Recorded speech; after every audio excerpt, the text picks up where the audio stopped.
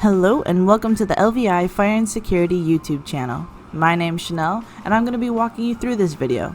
In this video, we're going to be unboxing fire alarm parts. This is so that you can get more familiar with the basic parts of a fire alarm system. For these examples, we're going to be using the Potter Signal fire alarm parts. Let's get started. First, we're going to unbox a wall mount strobe. First, inside the box, you'll find the body of the strobe. Next, you'll find an outer ring that covers all the screws and terminals. This is called a bezel. You'll also find the mounting hardware that comes with the terminals in order to connect the strobe. In every box, you should find a super helpful manual that lays out the details of the fire alarm part you're using. You'll also find a bag with screws for mounting and a continuity tester. On the left side of the body of the strobe, you can find a lever where you're able to adjust the candela or the intensity of the strobe light. On the mounting hardware, you can find the terminals where you would connect the wire for the strobe. Right above the terminals is where you'll slide the body of the strobe into this mounting hardware.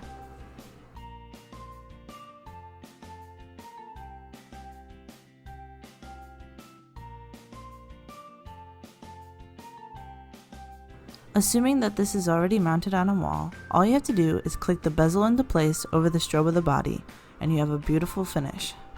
Notice on the left side of the bezel, there's a little hole so you can see the candela setting that you're on at all times. This makes it easy for inspectors to know that you're on the right setting. Next, we're going to be unboxing a pull station. Inside this box, we're going to find our handy dandy manual, reset and testing keys. These keys match the panel. And finally, the pull station itself with a micro input module attached on the back.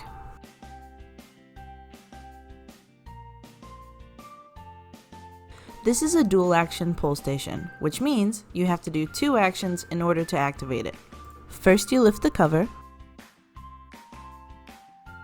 and then you pull down on the lever. This would sound the alarm. Pull stations are typically found near stairways or building exit doors. A fireman, inspector, or fire alarm technician would use these keys to reset the alarm once it's been pulled. These keys can also be used for testing the alarm. The micro input module on the back is where you'll connect the pull station and put it on a back box. If you see at the top of the micro input module, there are dip switches so you can address this pull station. Next, we'll be unboxing an addressable heat detector.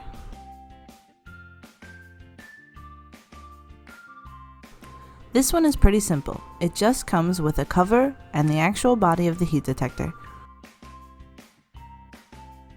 This cover is to prevent dust from accumulating during storage or construction.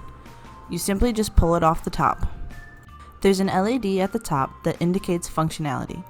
This detector can be set as rate of rise or fixed temperature detecting. To mount this detector, you simply twist it into a 4 to 6 inch base. You can also see the dip switches, which means that this detector is addressable. And that's all the time we have for this video. Thank you so much for joining us. If you have any questions, comments, or concerns, write them down in the comments below. Remember to like and subscribe for any news on new fire and security videos. Remember, we are LVI, and we're here protecting today for a safer tomorrow.